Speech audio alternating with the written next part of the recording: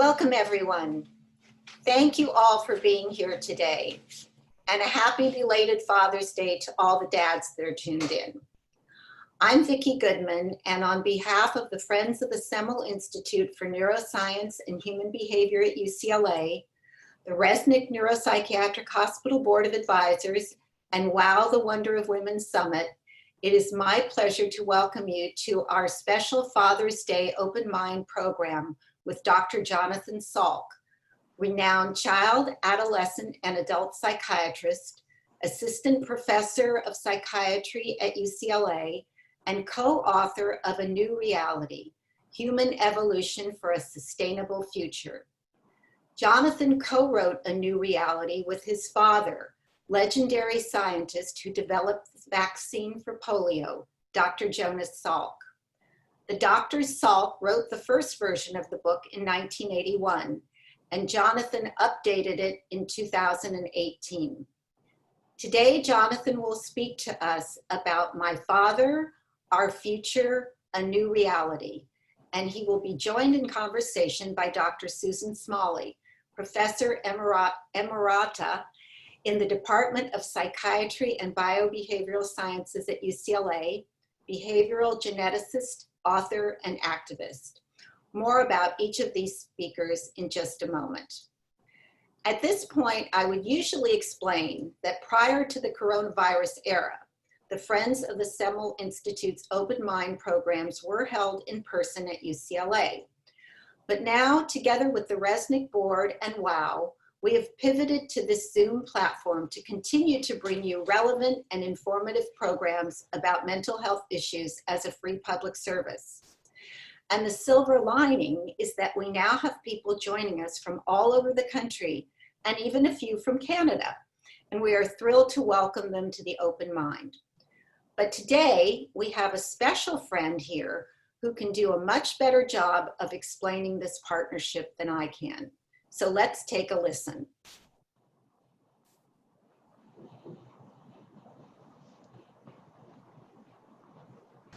Hi, I'm Lisa Kudrow. I'm glad you're here today. Mental health care and education is important to me. That's why I chose to become involved at UCLA, joining the Resnick Neuropsychiatric Hospital Board of Advisors and emceeing the galas and #WOW, the Wonder of Women Summit.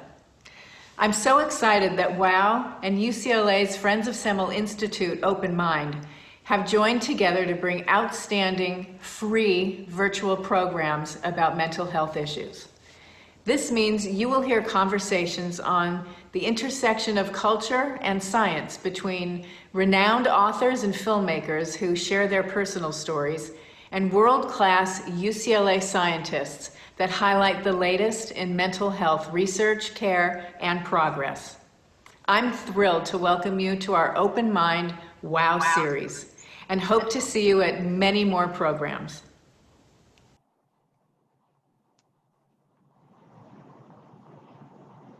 Thank you, Lisa. Pardon the pun, but you are a true friend. We are honored to have your support, and thank you for your dedication to raising awareness about mental health issues that affect over 46.6 million people every year in this country alone. And that statistic is pre-coronavirus and pre the civil unrest that we have recently experienced. In these last few weeks, we have all seen and been affected by the painful and emotional events that have led to worldwide protests. In calling for justice for all and an end to racism, we're all being asked to do better. In the book, A New Reality, father and son share their hope and vision for a world where we practice tikkun olam, the Hebrew phrase meaning repair of the world, and we do so with understanding and compassion for all people. In A New Reality, we are given a message of perspective and hope for today's conflict-ridden and changing world. It is especially fitting that we have Jonathan Salk with us here today to share his thoughts about his father, our future, and our new reality. As I mentioned, Jonathan is a highly respected adult, child, and adolescent psychiatrist. He is a graduate of Stanford University and the US School of Medicine. We won't hold that against him. Jonathan, however, completed his training at the UCLA David Geffen School of Medicine, Better, where he is currently Assistant Clinical Professor of Psychiatry. He has lectured and taught about the theory and practice of psychiatry, is in private practice, and is a senior fellow of the Design Futures Council, as well as a member of the advisory board of the Population Media Center. Jonathan will be joined in conversation by Dr. Susan Smalley, whose research centered on the genetic basis of childhood onset behavior disorders and the role of mindfulness in enhancing health and well-being. She is the founder of the UCLA Mindful Awareness Research Center at the Semel Institute and co-author of Fully Present, The Science, Art, and Practice of Mindfulness. Dr. Smalley has been an activist for gender equality and an investor in companies that have the potential to enhance the human condition. She recently played an instrumental role in the establishment of the Bidari Kindness Institute at UCLA and serves as the chair of the executive committee for the Institute. A few housekeeping notes before we begin. Everyone's Zoom has been automatically set to mute, but you will have a chance to ask questions of our speakers after their presentation. At the bottom of your screen, you will see Q&A. Please type your question there, and we will do our best to get to as many questions as possible during the time allotted. I also want to let you know that today's program is being taped, so if any of your friends, colleagues, or family were not able to join us today, they will have the opportunity to see the program on the Friends of the Semel Institute's website in just a few days. Now, please join me in giving a warm welcome to Dr. Jonathan Salk and Dr. Susan Smalley. Thank you very much. Vicki, thank you so much for the lovely introduction, with the surprise of seeing Lisa Kudrow join us here. I usually give this talk, and it's really a pleasure to be here, as I've been associated with the Semel for 35 years and received a wonderful postgraduate education there and have been part of the teaching faculty, and it's been a real pleasure. And it's a real pleasure to be here with Sue, who is a longtime friend and colleague, and somebody whose mind really runs in sync with both mine and my father's. So it's really nice to have her here. Usually what I do with these talks is I kind of run through the book from top to bottom and then have questions. I'm going to take a little bit of time today in honor of Father's Day and a lovely idea that the friends had about this and talk about my father and talk some about our life. And then Sue's going to share some recollections and some personal things from her experience with my dad's work and my dad's thought. And so in honor of Father's Day, let's start here.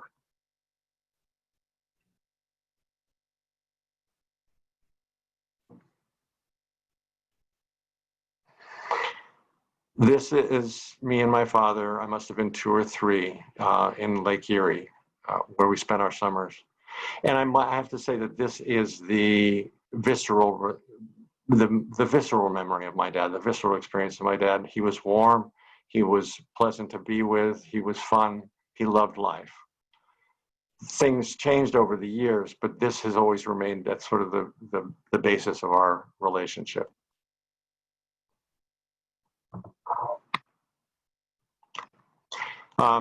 This was a bit later, the tone of and I wasn't having so much fun.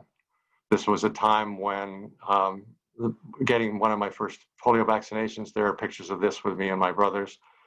I'll merely point out it doesn't need much commentary. Everyone is focused either on my father or on the vaccine itself. And I'm sitting there saying silently, does anybody know I'm here? And can somebody please get me out of here? I like this picture because it shows us returning to the Pittsburgh from Ann Arbor when there was the announcement of the polio vaccine came out. And what I like about it is everyone, my older brothers, my father, my mother, all are focusing on the ceremony itself. I, however, am looking happily out at the crowds of photographers and onlookers and just soaking it all in. But things did change when the vaccine came out, and my father became a public figure. And in that sense, we began to lose him a little bit, or a lot. He was preoccupied. He always worked hard, but it was a different kind of preoccupation. And for much of the rest of his life, there was some distance between us that we didn't count on, but that just happened in the course of things. And we went through, and into my 20s, there was an actual kind of a rift when I didn't follow the family path of going to medical school and decided to be a musician.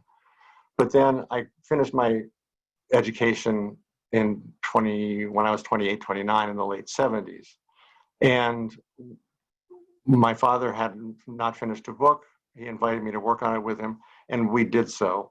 And this was a really wonderful time. Well, actually, it was a time that was filled with back and forth. There were some rocky times, but in retrospect, it was a wonderful time and really a chance for us to reconnect in a way that we hadn't since early on.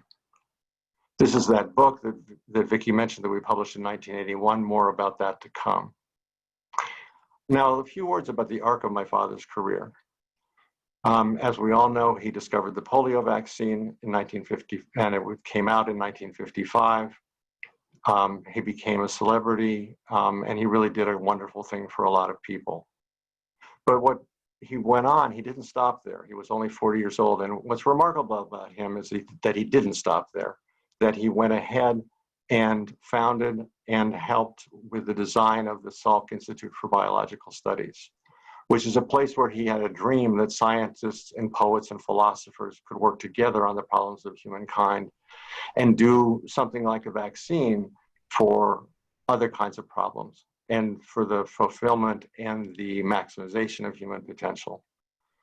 But it didn't fully realize that dream, but it's become one of the preeminent biological research institutions in the world.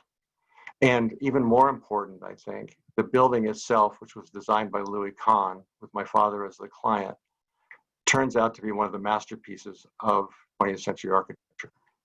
And it's very meaningful. It's meaningful to me. And my wife, who studied art history and was a curator, actually said to my father at one point, "You know, Jonas, the vaccine, that was pretty good. But the design of that building, that was fantastic." And I actually feel very much the same way. This is something of lasting value.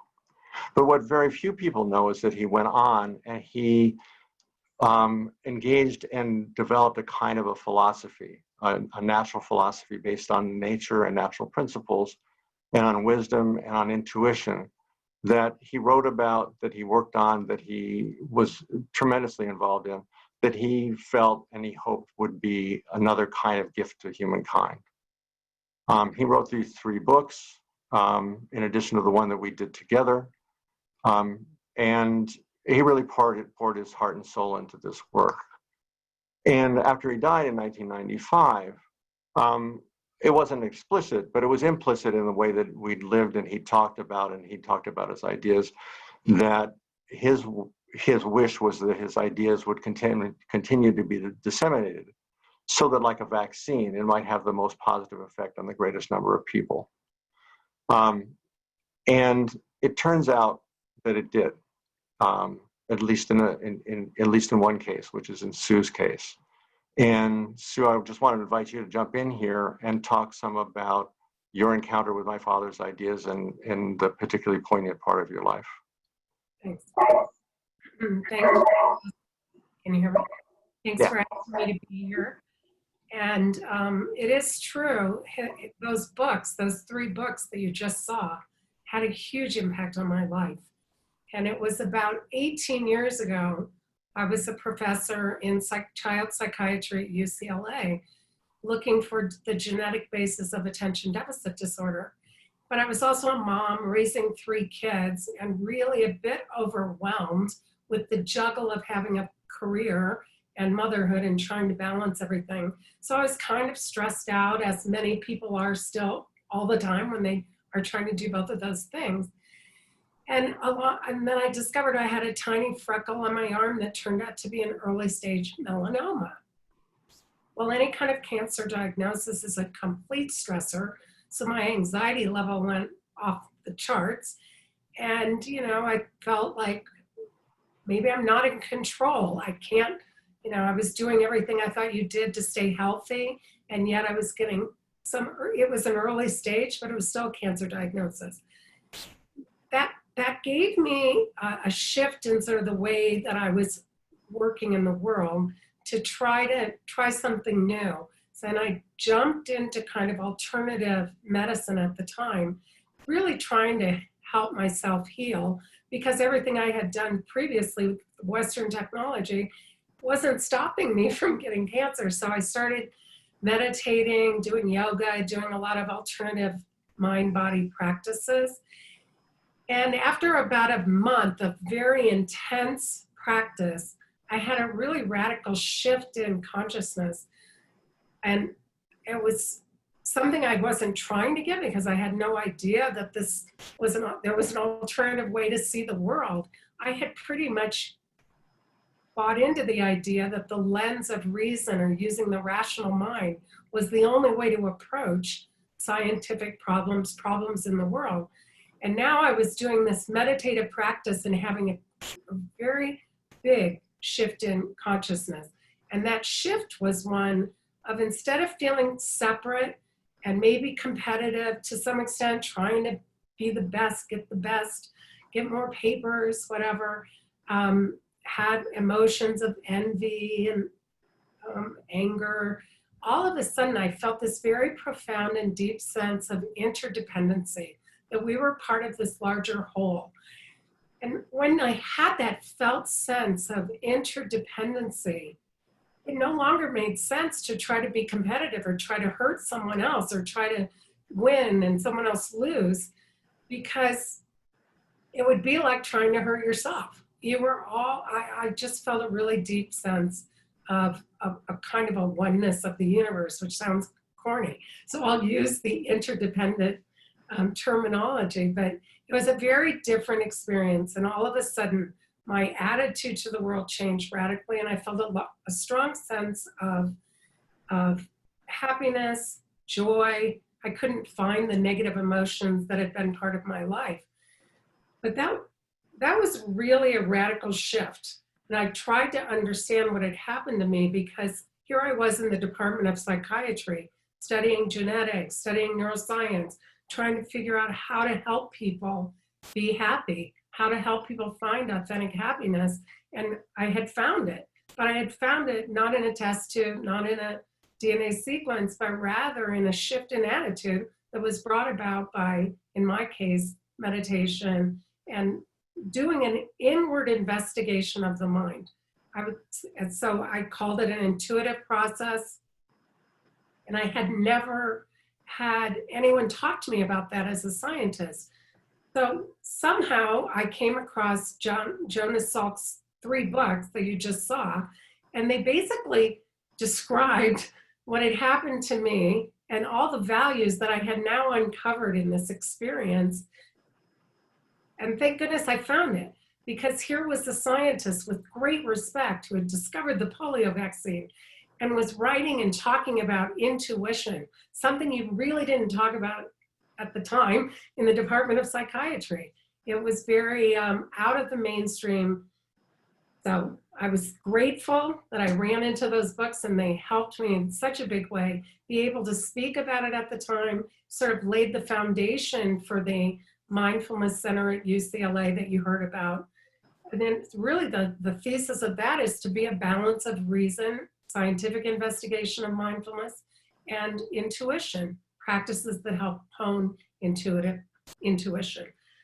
So I'm so grateful that I read those books, that I know Jonathan, that I was part of UCLA. And there's one thing Jonathan just mentioned, and that is that in his writings, he talked a lot about nature being the source of intuition. And I thought it was interesting today in light of COVID being a very natural thing. Viruses are part of nature. They're out in the world. How it's really radically altered the human population today. It's frozen our behavior. It's changed our behavior. So I wanted to talk to Jonathan today and ask that question. How do you think your father would have seen COVID-19? How would that affect what you're going to talk about? Give it to us in the context of the book, A New Reality.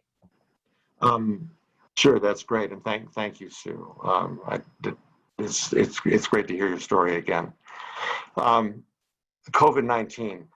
It just seems like in our lives at this point we are jumping from crisis to crisis to crisis, and that's a major part of the book, and whether we'll get to in a second. But of course, my father would have responded with the thought, with the idea that we have to have a vaccine. We need to develop it as soon as possible. It needs to be as effective as possible. But he would have understood it went beyond that, and that it was very important that vaccine be available to everyone, and that it be distributed, and it have the effect worldwide that it would need to do. But interestingly enough, he would also have looked at this time as a period of crisis, but as an opportunity. And it's an opportunity at a point where we can really look at and see a change to a different way of life and a different kind of adaptation to the future, and in essence, to a new reality. So now I'm going to go ahead and look at the book. I'm going to follow some of my father's reasoning, and some of this I will go through a little bit quickly because of time, but I think we can cover all and hit all the points. This is a picture of our population curve from the turn of the first millennium to the present, and we can see this absolutely astronomical increase due to the development of science, of technology, of agriculture, and public health, making it possible to have a greater number of people than ever before. My father looked at this curve, which was only at 4 billion when he thought about it, and he thought, what's going to happen? Is it going to go up indefinitely? Will we pass a limit and is it going to crash? Or will it bend and reach a plateau at some new level, and a new level of equilibrium in the future, which of course would be a preferable outcome. That created this lovely, neat, symmetrical sigmoid curve, or S-shaped curve, that has a period of acceleration, a point of inflection, and then deceleration and reaching a new plateau. And this is a pattern that's seen throughout nature in various forms, especially for populations in closed systems. The example of this is a classic experiment done by Raymond Pearl, introducing fruit flies in a bottle. You see this same S-shaped growth pattern. If we look at human population from 1850 to the present, we see the same thing. We see this increasing and accelerating curve. And then if you look closely and around the end of the 20th century and the beginning of the 21st century, you'll see there's some straightening and even a beginning of an end of fall off. And that means that we're at the point of inflection. And that's the time that we are living now. If we take the projections from the UN looking off into the future toward the end of the 21st century, it looks like this. And the population growth slows. And if these predictions hold out and we don't have major disasters, both of which are big ifs at this point, population will level again somewhere between 10 and 12 billion. Why does population growth slow?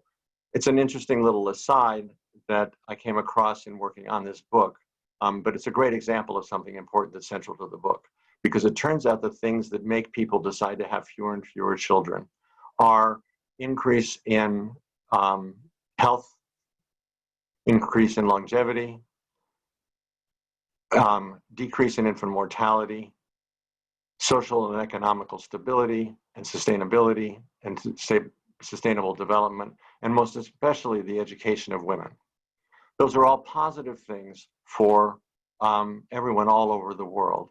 But it means that what happens at distant distant places in the developing world, and the welfare of people in that world actually is important, not only because their lives are better, but because it makes our lives better, and it will make us better in the world that we live in.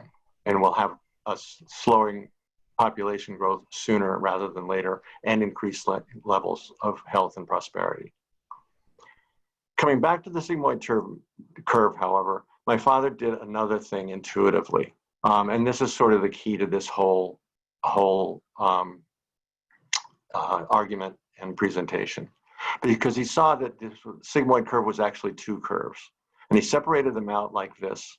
The first he labeled epoch A, the second he labeled epoch B. And it doesn't take a lot to think, and the way my father thought was, the world is going to look very different to someone who's in epoch A than how it looks to someone who's in epoch B. Epoch A, constant growth, limitless. Epoch B, we're approaching equilibrium. There are limits, and we have to adapt to those. And what that means is that certain values that were advantageous in epoch A turn out to be disadvantageous in epoch B, and vice versa. The easiest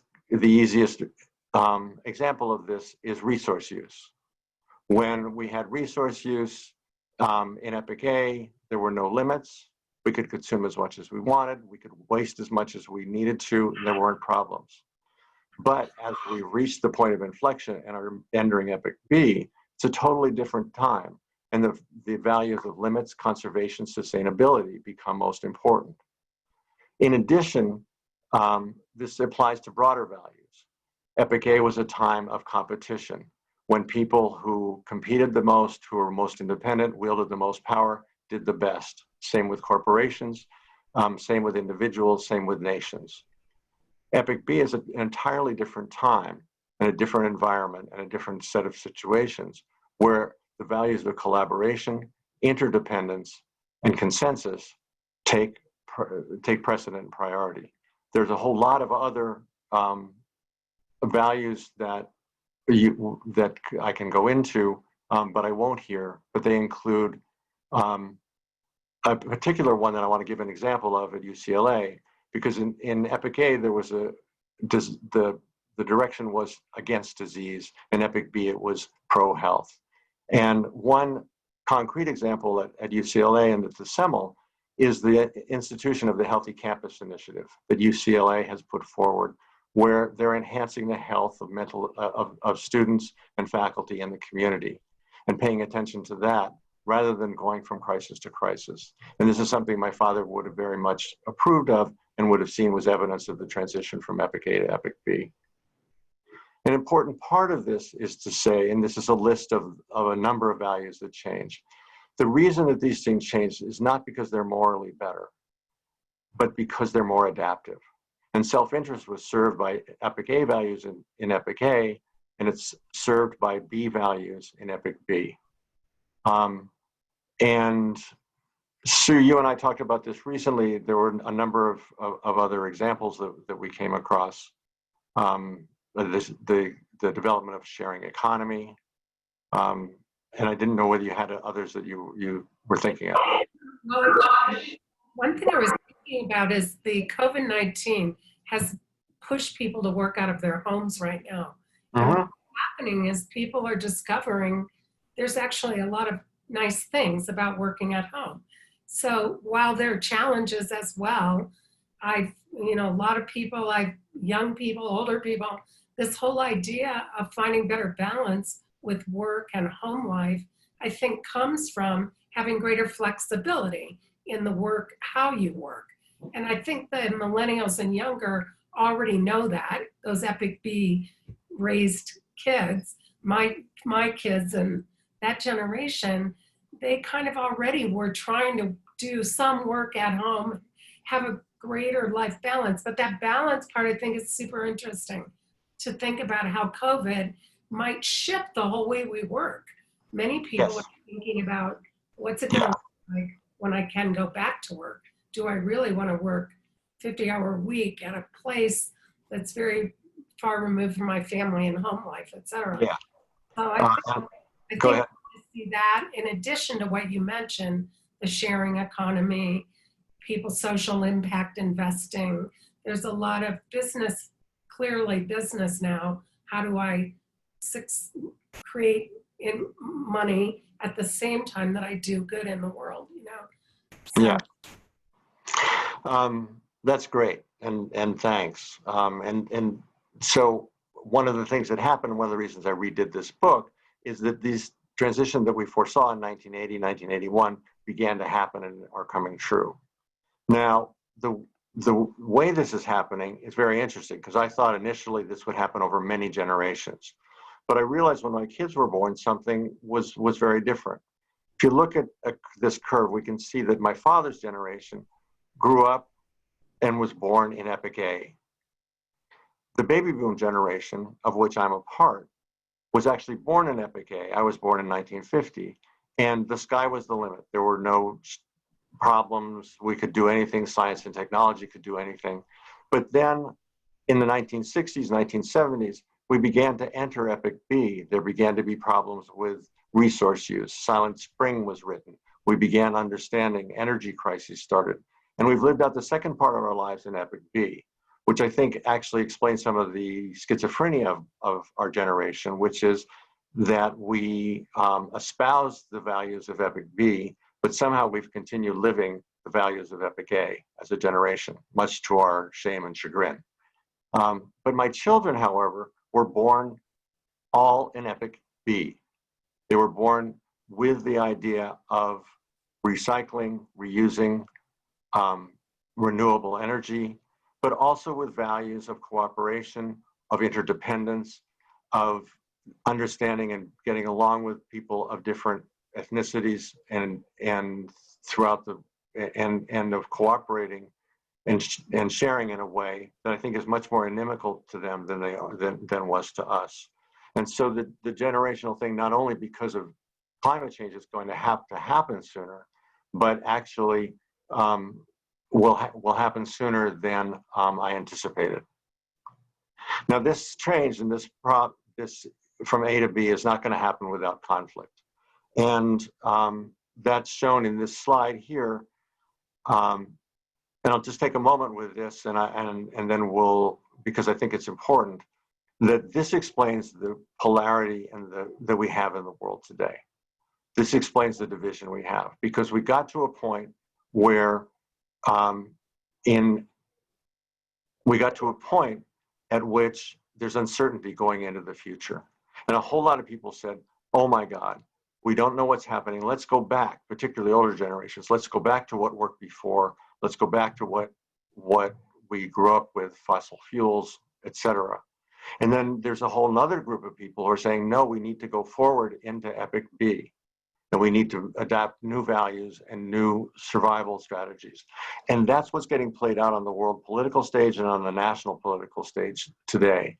And really in my more optimistic moments, which come and go, I really see what's happening throughout the world as hopefully a last gasp of those values, and the beginning of an adaptation of the other values. Now, if we look at things in the short term, this looks awful. And this is how it looks every morning when we get up and read the newspaper and think about what's happening. And this is how I feel much of the time. If the world is a blooming, buzzing confusion, there's conflict, we're going crisis to crisis. But if we take a look back at a larger perspective provided by the curves, we can see that the conflicts that we're experiencing today are to be expected. They're part of a natural evolutionary and developmental process. And they're of tremendous importance, and it's tremendously important that we do this right.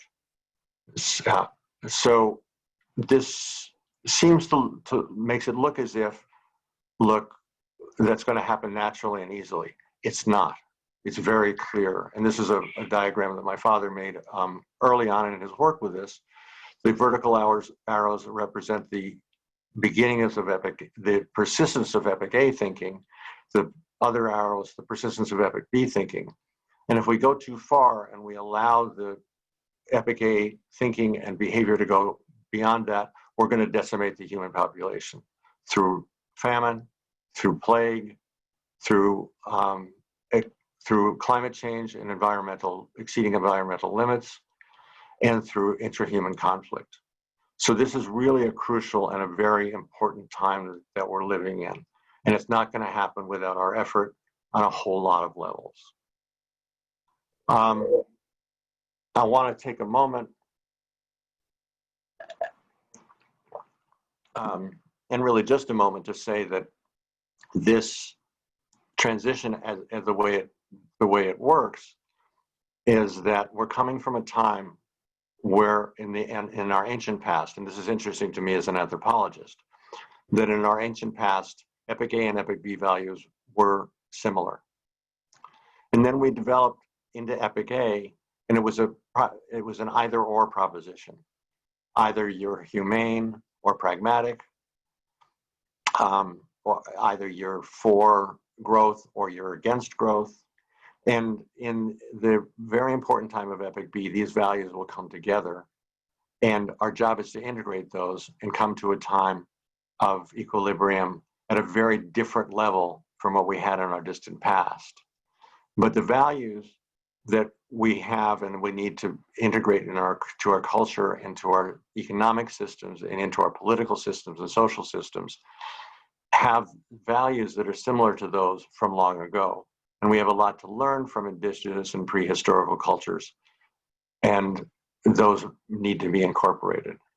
I want to swing back around now to partly to where we started and what Sue talked about in this integration of reason and intuition, science and the arts, becoming together and being part of a cultural creativity and a cultural development. And also the issue of cognition and emotion, which is very central to mental health and to psychiatry. And what we're coming to understand these days is that the two are very similar and their manifestations, and we can't make those the rational versus irrational distinctions in the ways that we used to. I don't know if there's anything else you wanted to bring in here. Yeah, I would just say that there's still a divide on campus, on UCLA campus, North Campus, arts, anthropology, etc., South Campus, science. And there's been efforts to kind of bridge that gap to try to create a more holistic university. I one time said every PhD getting a science should have an art major or an art professor on their committee, on their dissertation committee, and vice versa. But I think that was the vision for your dad at the Salk Institute too. And I would highly recommend people go see that if you have an opportunity, because it is so beautiful. But then he ran into challenges too. I wonder if you want to just comment on that, because it is hard to make that integration. It is very hard to make that integration, and really it was an idea much before its time. I think if he had had it and tried to start it today, it would be a very different story. But really what happened was that he initially started with the biological scientists, the hard scientists. And when he tried to introduce the more humanistic side to things, there was a lot of resistance to that. So that what he used to say about the Institute was that it was a wonderful experiment. But there was always some disappointment that had never come to fruition. And there's still some hope that with our evolution, that will happen, and it's very much built into the spirit of the building. And so I'm still hopeful it will happen. Yeah, I don't know if people know this, but all the windows for the labs face out to the ocean. And I always thought it was so amazing because people are doing molecular biology and working on super small micro things. But every time they look up, they're looking at the macro of the ocean and the landscape and the universe. So it kind of forced it to happen on an individual basis at work, even if he couldn't bring the poets in. It was happening anyway by the space. So yeah, I thought that was interesting. And then, did you want to go on? I forget. Do you want to have? Yeah, so I kind of want to wrap up, and I want to try and pull a lot of things together in just a few minutes, because I I want to say that what we're talking about, this transition, is of tremendous importance because our survival is based on it. And it needs to happen at every level of human existence. It needs to happen at the molecular and cellular level, because our behavior and who we are as human beings is represented by and determined by those kinds of interactions. So that when we have different attitudes, different values, different behaviors, we're going to be different biological creatures. It's going to happen at the level of the individual and the values that he or she learns and grows up with. It needs to happen at the level of the family. As families adapt and we adapt to new conditions, families will change composition. I think an example of this is the increased paternity and maternity leave in Scandinavian countries, which is of tremendous importance in terms of parents' relationship with children, and takes us back to the kind of relationships that parents and children had in earlier historical times. Our communities need to change, the level of work and how we work, and as Sue mentioned, the ways that we work, all will need to change so that the Epic B values can be expressed. And of great significance and of great importance, and I didn't really have time to get into this today, our social, political, and economic systems need to change. And they need to change in drastic ways. The biggest example is our economic system is based on consistent growth. It's based on exploitation. It's based on accumulation of profits. And that won't be able to work in an Epic B in a time when we're not growing and we're not expanding. And there are people working on this, looking at different kinds of economic models that will be appropriate to equilibrium and to a lesser growth economy. And that's a lot of the struggles that we're seeing today. Things that used to work are not working anymore. And instead of doubling down and continuing to try to make obsolete things work, we need to move forward. We didn't say enough about the interdependence and the development and the importance of understanding it, and that will need to happen at an individual, at a societal, at a business, but at an international level. And we will need to change our relationship with the planet as a whole. And again, I normally talk a lot about climate change and the nature of Epic B, but all of these things are important. And I will say also, before I conclude, that what gives me hope at days, and God knows there's lots of days when I'm discouraged and I don't have hope, but the kinds of reactions that we're seeing among the younger generation and the determination and the understanding of our need to adapt to climate change, of our need to deal with violence in our society, and with all the tumult that's happened in the past couple of weeks, we also need to address basic things about how human beings interact and how we get along with each other. And there's a tremendous movement for those things to happen. And that's what gives me some degree of hope for the future. But these are perilous times.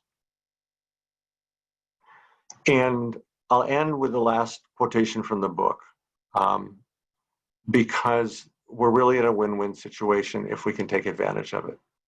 We're at a point in the course of human social evolution where the demands of survival converge with the higher ideals of humankind and the well-being and flourishing of human society. It is up to us to see that we navigate this transition, adapting to and emerging in a new reality. So we'll take a beat on that, and then I think we're close to time of taking questions, unless you have a question, Sue. Before we go to for the audience, I think a lot of people would be interested, because you are a psychiatrist and we're in the Department of Psychiatry. Your father wrote a lot about the mind in evolution and the evolution of the mind. To Mhm. have you tell us just in a couple minutes, is that why you ended up in psychiatry? And how do you see psychiatry? Is it up to the epic B values? Where is psychiatry today? I'll answer part of that, and then we'll move on to questions. But those are we could spend a lot of time on that. My father was always interested in the mind. My mother was a psychiatric social worker, so that my going into psychiatry was kind of a natural for me. And my dad was actually very pleased about that, and pleased to see me working in that realm and carrying that on. I think in terms of the practice of psychiatry, what we need to see is an integration of the explosion of biological knowledge with experiential, with emotional, with actual real life stuff. And that's how I practice with psychiatry, doing both meds and psychotherapy. And I think that those things are of tremendous importance. And the whole issue of human behavior and neuroscience, the basis of that. And I'll leave it there, though I know that's not a complete answer. Yeah.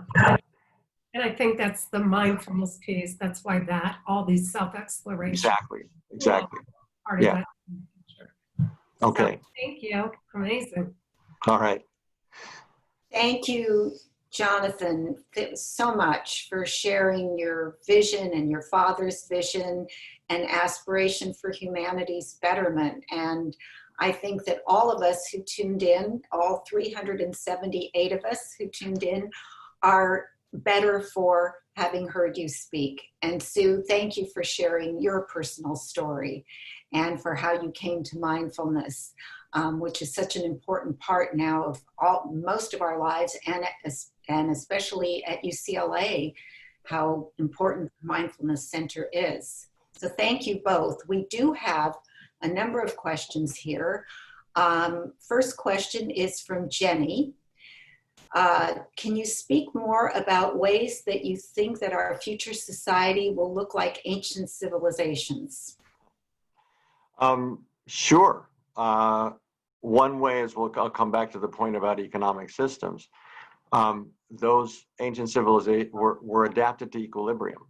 They were adapted to and they lived in harmony with nature, with respect for nature, and with respect for the resources that were available to them. And this was inculcated, and this was part of an entire culture, and it was part of their survival. So we need to have that same kind of value in this different kind of world with lots more people with a totally different technology. But if we don't, we're not going to be able to survive on the earth. I think the other thing that's pretty near and dear to my heart is that early on, societies, hunter-gatherer societies, babies are in physical contact with their caregivers for much greater periods of time. And there's a much closer and more secure relationship between the villagers and the children.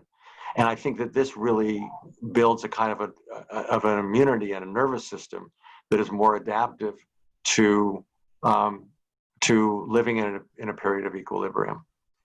And so I would predict, and I would want, and I would expect that kind of value and that kind of cultural practice be part of the world that's emerging in the future. And in that sense, children learn to be interdependent rather than independent, and learn to cooperate rather than to compete. Yeah. Another question here from Dana. Why couldn't poets become involved in the Salk Institute? What was the difficulty with becoming interdisciplinary? I think it's a great question. Lots of things. I would put it mainly on the I'm trying to think of a nicer way to say it, but the rigidity of thinking on the part of the scientists, of feeling that everything needs to be data-driven, everything needs to be done via the scientific method, And there's a certain intellectual prestige that comes with doing that. So it's very difficult, although we often talk about it, to merge art and science. And I think it needs to happen at a high level. And so it was still an era where that touchy-feely stuff, that poetry stuff, that's all very nice and good, but the real stuff is the hard science. And this is, the world that Sue came out of. So I think that was a lot of the difficulty. And it's interesting that both my father and Luke Kahn, for them, this was natural. Luke Kahn talked about what he called the measurable and the immeasurable.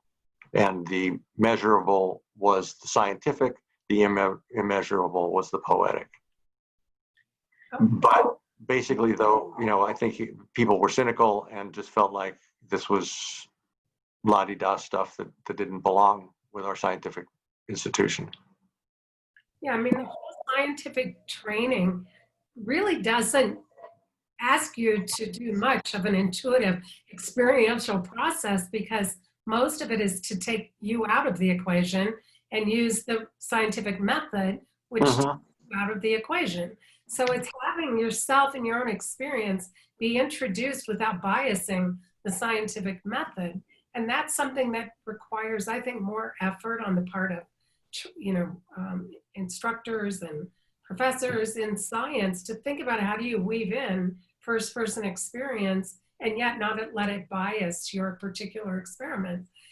But people may not know this, but in one of the books, Jonathan's father writes about how he discovered the polio vaccine, that he would imagine himself as a virus or a cancer cell and visualize himself in the human body and try to feel what it would feel like to be the immune system reacting. And then he would get out of that visualization and design an experiment. So it's kind of interesting. No one teaches you to do that, at least as far as I know.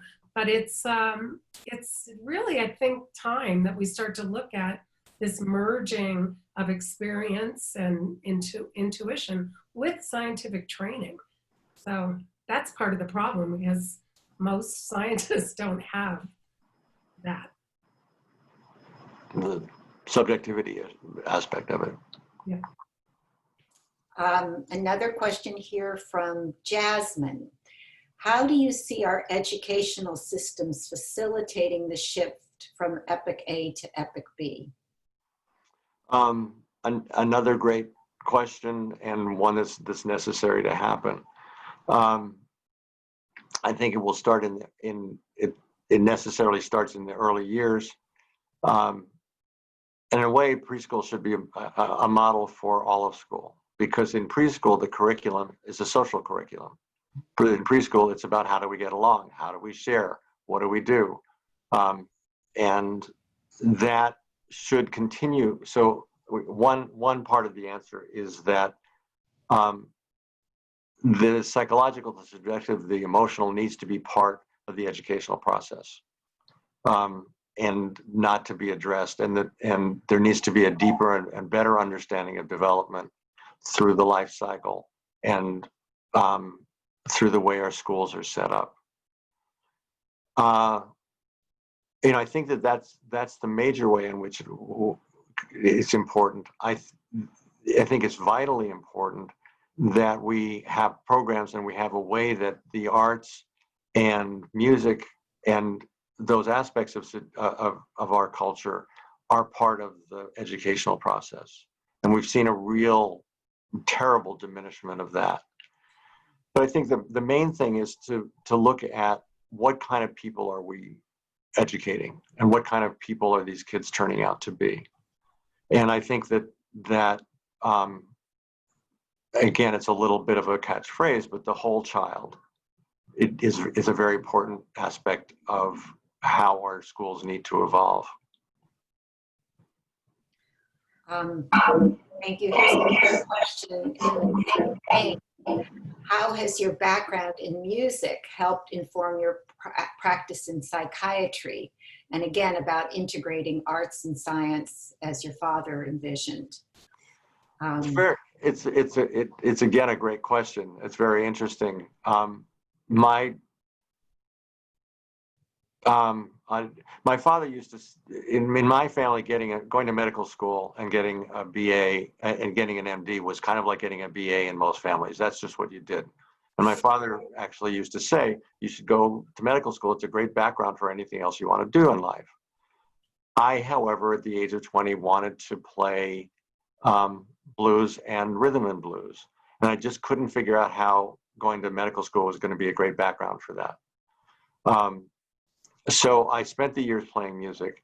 And interestingly enough, when I went back into medicine, went back to medical school, the experience of playing music turned out to be a great background for being a doctor. And it's a great background for being a psychiatrist because you learn skills of working with other people. You learn to improvise. You learn to intuitively sense what needs to happen next and how to respond to it. So that surgery is a good example. It's a little bit like playing in a band. What I want to do is if I'm assisting, I want to make that surgeon have a great solo and look good and achieve what he wants. So that in a number of ways, just the experience of doing that is important. But also there was the ongoing development of an intuitive sense and of intangible things, which in the practice of medicine, and particularly in the practice of psychiatry, and particularly in psychotherapy, is an important piece of things. So I feel very blessed to have had the opportunity to do something different, and to have developed my personality in my 20s around something other than having my identity be solely a doctor and solely a psychiatrist. So a lot of ways. It was a really great thing to have done. It's funny how attunement, psychiatry and psychology, attunement, it really is a tuning up. You're tuning up with the other person. Right.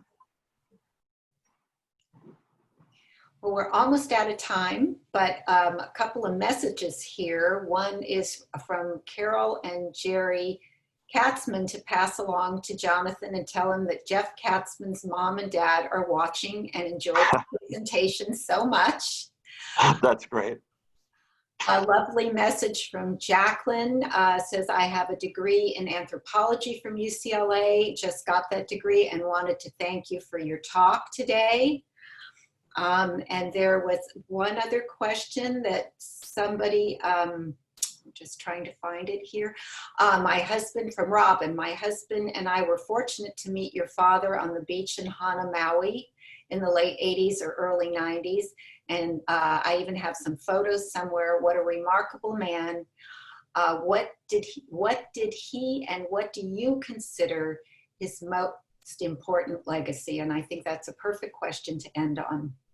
That's great. And I think he and I would agree on this. His most important legacy was his creativity and his way of thinking and the way his mind worked. What he really wanted was to somehow have that be of value to people into generations hence. And I think the thing that is most remarkable about my father was the way he was boundlessly creative and how he did the vaccine, but he didn't stop there. How he used the same kind of intuitive principles to create the Institute and to work on his books.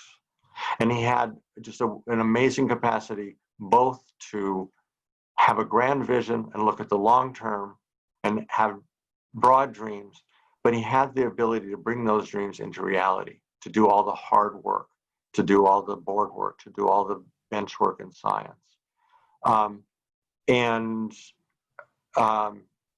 So I really think that's what I have come to admire about him, was his ability to dream big and to make those dreams become real. I mean, he did that better than anyone else that I've ever known. That's beautiful, Jonathan.